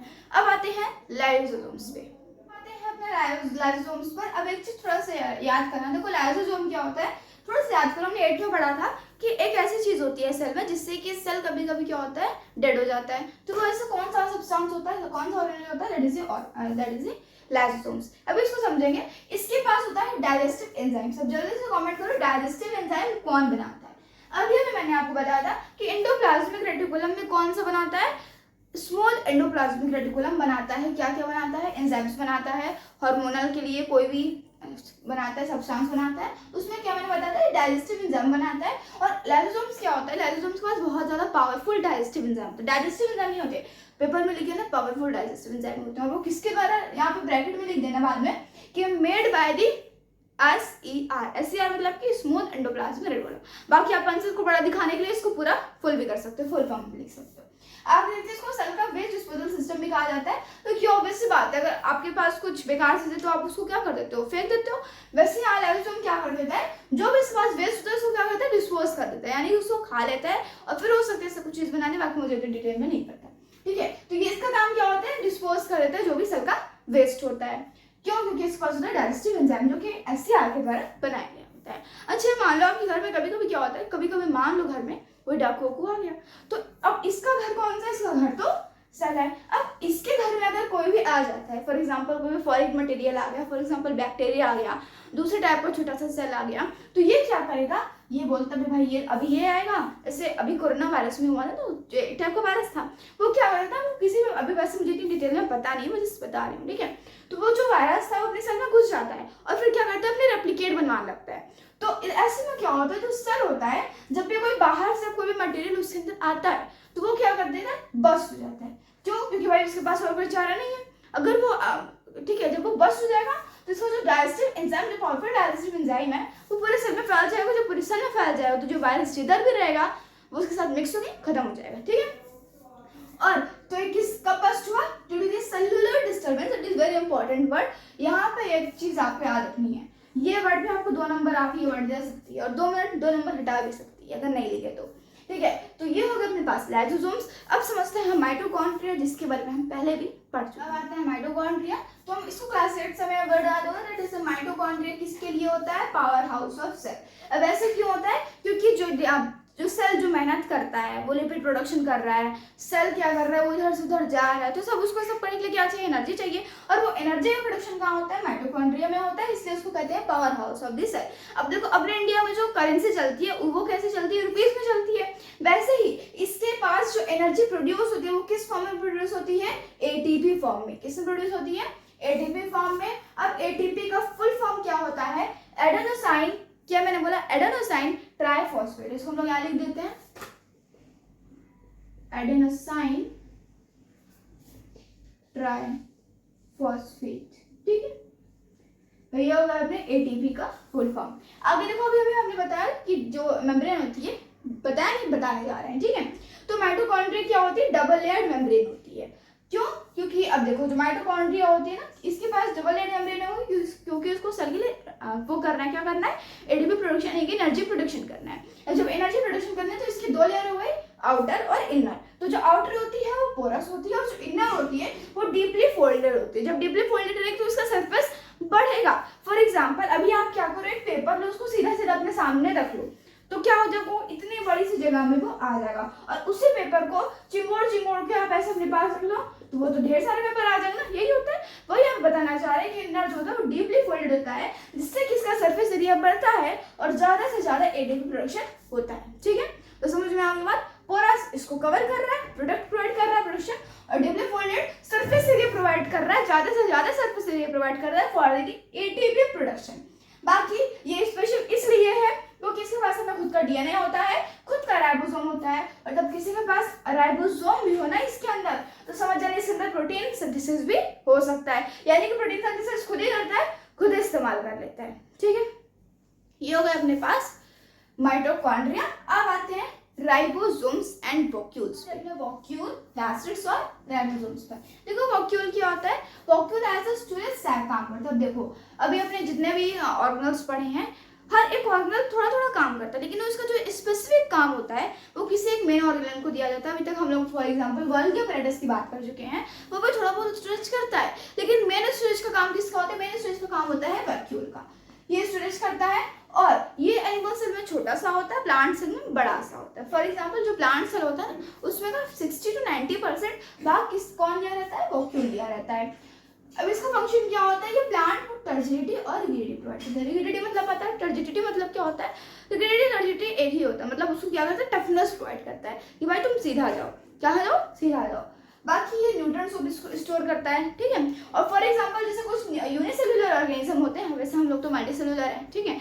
लेकिन फॉर एग्जाम्पल जो अमोबा हो गया, पैरामीशियम हो गया, ये कैसे है, यूनिसेलुलर है। तो इसमें क्या होता है, ये जो वॉक्यूल होता है ये फूड आइटम भी स्टोर करता है। कौन कौन से स्टोर करता है, अमीनो एसिड हो गया, शुगर्स हो गया और कुछ प्रोटीन्स हो गया। वैसे अगर हम नॉर्मली अपने जो हमारे अंदर जो वॉक्यूल है उनकी बात करें तो हमारे अंदर वॉक्यूल में क्या प्रेजेंट है, जो हमारे एक सेल के लिए एक नॉर्मल न्यूट्रिएंट्स की जरूरत पड़ती है सिर्फ रहेंगे, ठीक है। और इसकी एक स्पेशलाइज्ड चीज क्या है कि इसके अंदर खास क्या है, खास ये कि ये जब चाहे अपने अंदर से पानी बाहर, अगर मान लो उसके पास पानी ज्यादा होगा तो पानी एक्सपेल कर सकता है, खाना ज्यादा होगा तो खाना भी एक्सपेल कर सकता है, ठीक है। यही इसका स्पेशलाइज्ड वर्जन है, ठीक है। बाकी इस दो टाइप की दो चीजों की बात कर लेते हैं।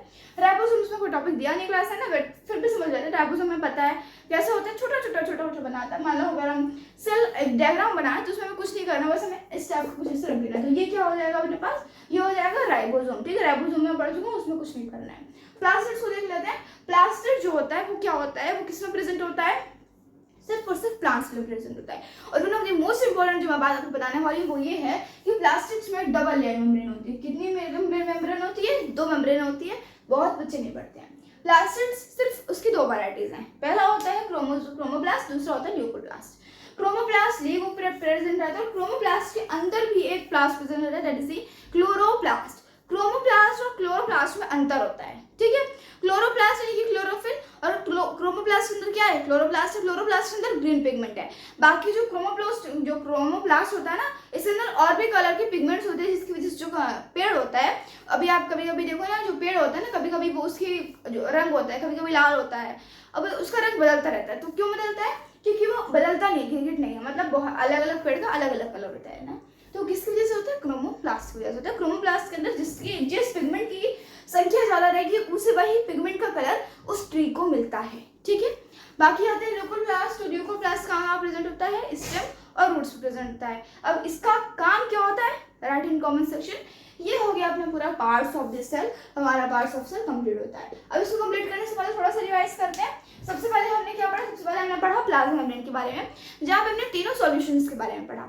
क्या क्या पढ़ा हमने, मेनली सॉल्यूशन है, ठीक है। बाकी प्लाज्मा मेम्ब्रेन के बारे में हमें सब पता ही, प्रोटीन से बनता है और इसको सेमी परमीबल मेम्ब्रेन भी कहते हैं, ठीक है।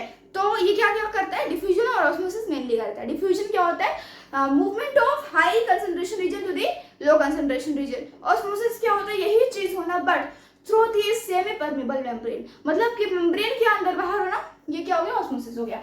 ऑस्मोसिस के हमने 2 टाइप देखे थे, एक्सोऑस्मोसिस और एंडोऑस्मोसिस। एक और टाइप देखे थे, दैट इज दी एंडोसाइटोसिस, जिसकी मदद से जो अमोबा होता है वो खाना खाता है। ये बहुत इंपॉर्टेंट पॉइंट बता रही हूँ लास्ट में, ठीक है। सॉल्यूशन को याद रखना है, आइसोटोनिक बीच वाला है, और इसके पहले कौन सा होता है, एक होता है आइसोटोनिक पढ़ लिया, दूसरा क्या होता है हाइपोटोनिक। हाइपोटोनिक में कम लेटर है, इसके पास कौन सा आएगा, स्वेल्स वाला लेटर आएगा, स्वेल वाला वर्ड है, क्यों, क्योंकि स्वेल के पास भी कम लेटर है, आइसोटोनिक के पास भी कम लेटर है। तो आइसोटोनिक सॉल्यूशन में क्या होता है, जो सेल होता है, फिर जो मटेरियल होता है वो क्या होता है, स्वेल होता है। और जब स्वेल एक ही कंडीशन में होगा, कब, जब बाहर का पानी ज्यादा हो और जो सब्सटेंस है जो भी आप उसमें डाल रहे हो उसकी जो अंदर की जो सॉल्वेंट है, जो सॉल्यूट है वो कम हो, ठीक है। तब किसी का उल्टा है हाइपरटोनिक। इसके अलावा हमने डिफ्यूजन भी समझ में आ गया, और इसके आगे होता है सेल वॉल।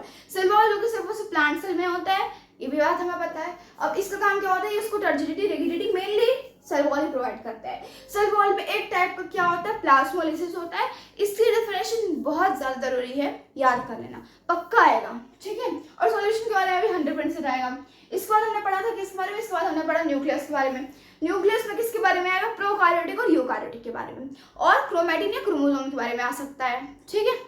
और एक और मैं बता रही हूँ, जस्ट आना तो नहीं है नॉर्मली, लेकिन आ सकता है, क्योंकि वो एनसीईआरटी में है। क्वेश्चन क्या है कि जो प्रोकार्योटिक होते हैं उसमें तो प्लास्टिड्स नहीं होते हैं, तो फिर उसमें कैसे फोटोसिंथेसिस होता है, तो कैसे होता है, उसके पास होते हैं मेम्ब्रेन वेसिकल्स, जिससे कि वो एसोसिएट होता है और फिर होता है काम करता है, यानी फोटोसिंथेसिस करता है। आगे हमने न्यूक्लियस की बात देखा, हमने एंडोप्लाज्मिक रेटिकुलम, जहाँ पे क्या होता है, यहाँ पे प्रोडक्शन होता है किसका, हार्मोनल का हो गया, एंजाइम्स का हो गया, ठीक है। डिटॉक्सिफिकेशन किसके द्वारा होता है, एससीआर के द्वारा होता है। डिटॉक्सिफिकेशन किससे होता है, कहाँ स्पेशली होता है, ये बहुत ज़्यादा जरूरी है, जो कि एससीआर के द्वारा होता है। वैसे एंडोप्लाज्मिक रेटिकुलम में और हम लोग क्या बोलते हैं, ईआर बोलते हैं, ठीक है। आगे एक और बात बताना भूल गए, प्रोकार्योटिक में न्यूक्लियस नहीं होता, प्रोकैरियोट में न्यूक्लियस नहीं होता, उसमें क्या होता है, न्यूक्लियोइड होता है। न्यूक्लियस का दूसरा फॉर्म जहाँ पे वो वेल डिफाइंड नहीं होता है, उस फॉर्म को क्या कहते हैं, न्यूक्लियोइड कहते हैं। ठीक है, ये हो गया न्यूक्लियस, एंडोप्लाज्मिक रेटिकुलम। फिर ऐसे हमने और सारे पढ़े, और मुझे लगता है और सारे। और गोल्गी apparatus को कौन डिस्कवर किया था, कैमिलो गोल्गी ने किया था, और इसका काम क्या होता है, स्टोरेज, मॉडिफिकेशन एंड पैकेजिंग। ठीक है, और बाकी इसके और इस बार हमने पढ़ा lysosomes. Lysosome for digestive enzyme कहाँ से आते हैं, SCR से आते हैं। ठीक है, ऐसे करके ये हो गया। मैं वॉक्यूल पे, हमने वॉक्यूल भी पढ़ा, अभी तुरंत प्लास्टिड्स में पढ़ा। ये हो गया अपने total parts of a cell. अब बहुत ज़्यादा जरूरी चीज़ बता रही हूँ, उस पर आते हैं। पेपर देने जा रहे हो तो ये वाला पॉइंट आपके लिए बहुत ज़्यादा जरूरी है। क्या है पॉइंट, कि किस ऑर्गेनेल के पास डबल लेड मेम्ब्रेन होती है और किसके पास नहीं होती है। तो मैं आपको बता दूं कि जो न्यूक्लियस होता है और माइटोकॉन्ड्रिया और प्लास्टिड्स, तो न्यूक्लियस, माइटोकॉन्ड्रिया और प्लास्टिड्स, इन तीनों के पास होता है डबल लेयर्ड मेम्ब्रेन होती है। इसके अलावा किसके पास वन लेयर्ड मेम्ब्रेन होती है, इसके अलावा जितने भी ऑर्गेनल हैं, जैसे एंडोप्लाज्मिक रेटिकुलम हो गया, लाइसोसोम्स हो गया, गोल्गी apparatus हो गया, ठीक है, इनके पास क्या होता है, वन लेयर्ड मेम्ब्रेन होती है। और एक लास्ट क्वेश्चन बनता है कि किसके पास मेम्ब्रेन नहीं होती है, तो किसके पास नहीं होती है, भैया भैया हमने जस्ट पढ़ा था, किसके पास जो परिवार तो सेंट्रोसोम में नहीं थे, जो आज के सिलेबस में नहीं है, मतलब आज की नहीं, क्लास 9 के सिलेबस में नहीं है। बाकी हमने पढ़ा राइबोसोम्स में, जो कि सिर्फ और सिर्फ प्रोकैरियोटिक में प्रेजेंट होता है, उसके पास क्या नहीं होता है, मेम्ब्रेन नहीं होता है। ये था जो कि बहुत ज़्यादा जरूरी पार्ट है। इस पार्ट के लिए जल्दी से वीडियो को लाइक और चैनल को सब्सक्राइब कर दो। ये होगा अपना parts of a cell complete हो गया। लास्ट मैंने मेन पॉइंट बता दिया। अब आते हैं इस चैप्टर के लास्ट टॉपिक पर, माइटोसिस एंड मायोसिस। अब आते हैं सेल डिवीजन पे। देखो सेल डिवीजन क्या होता है, जब सेल डिवाइड होता है तभी तो हम लोग आज बने हैं। सेल डिवाइड हो रहा है तभी वो कुछ भी कर रहा है। ठीक है, तो सेल के पास एक प्रॉपर्टी है, जैसे वो क्या है, रेप्लिकेट। रेप्लिकेट मतलब अपने ही जैसा क्या करना, रेप्लिकेट करते जाना। हमने पढ़ा था सेल थ्योरी के जो थर्ड पार्ट थे, जो कि 1855 में रुडोल्फ विर्चॉ के द्वारा दी गई थी। वो क्या थी कि सेल्स किससे बने हैं, from the pre existing cell, किसी और सेल से नहीं बने हैं। तो वही यहाँ पे होता है। तो प्री एग्जिस्टिंग सेल किस कैसे बने, सेल डिवीजन के थ्रू। सेल डिवीजन क्या हो गया, division of the cell for किसी भी चीज के लिए, जैसे वो ग्रोथ, रिपेयर ऑफ इंजर्डिंग, ठीक है, अब चाहे वो प्रोडक्शन के लिए हो। ठीक है, अभी इसके ऐसा डिवीजन दो टाइप का होता है मिटोसिस, मियोसिस। मिटोसिस क्या होता है, इक्वेशनल डिवीजन होता है, यानी कि जो एक चीज है वो दो पार्ट में बदल जाएगी, ठीक है, रेप्लिकेट करेगी। इसके टू डॉटर सेल बनते हैं, यानी कि एक ये वाला पेरेंट सेल होता है जिससे वो कन्वर्ट होता है, और टू डॉटर सेल अपने पास आ गई। एक काम क्या होता है, मान लो कहीं भी ग्रोथ होना है, फॉर एग्जांपल कि मेरे यहाँ पे स्किन खत्म हो गई है, तो वहाँ पे क्या होगा, वहाँ पे उस सेल को, वहाँ पे क्या कौन प्रोसेस चलेगा, माइटोसिस वाला प्रोसेस चलेगा। वो क्या करेगा, खुद को ग्रोथ है, यहाँ पे ग्रोथ वाला रिस्पॉन्सिबल है, कि यहाँ पे क्या हो रहा है, ग्रोथ हो रहा है, तो ग्रोथ के लिए कौन वाला रिस्पॉन्सिबल है, माइटोसिस। तो यहाँ पे क्या होगा, एक बार में दो सेल फॉर्म होंगे, सेम नंबर ऑफ क्रोमोसोम्स। मान लो इसके पास दो क्रोमोसोम थे, तो इसके पास भी दो ही क्रोमोसोम होंगे। ठीक है, मियोसिस पे आते हैं। मियोसिस क्या है, रिडक्शनल डिवीजन है। इससे क्या होता है, 4 डॉटर सेल फॉर्म होते हैं। फॉर एग्जांपल ये अपने पास, जिससे क्या हो जाएंगे, 4 फॉर्म हो जाएंगे। इसके अलावा इसके पास है ना हाफ क्रोमोसोम्स हो गए, यानी कि इसके पास अगर 4 रहेंगे तो इनके लोग के पास 2 रहेंगे, और एक इसके लिए रिस्पॉन्सिबल रहता है रिप्रोडक्शन के लिए। तो क्या मेरी बात क्लियर हो गई, ये अपना हो गया सेल डिवीजन। यहाँ पे हो गया अपना चैप्टर खत्म। तो ये था अपना क्या, the fundamental unit of life. बहुत आसान चैप्टर है, माना कि थ्योरी बड़ी है लेकिन बहुत आसान है। आपको आधे से ज़्यादा चीज़ ना पहले से याद रखिए, और बाकी याद करने की जरूरत क्या है, सप्ताह में 3 बार रिवाइज करो, सब याद हो जाएगा। This is all about this video and this chapter. अब मिलते हैं अपने नेक्स्ट वीडियो में।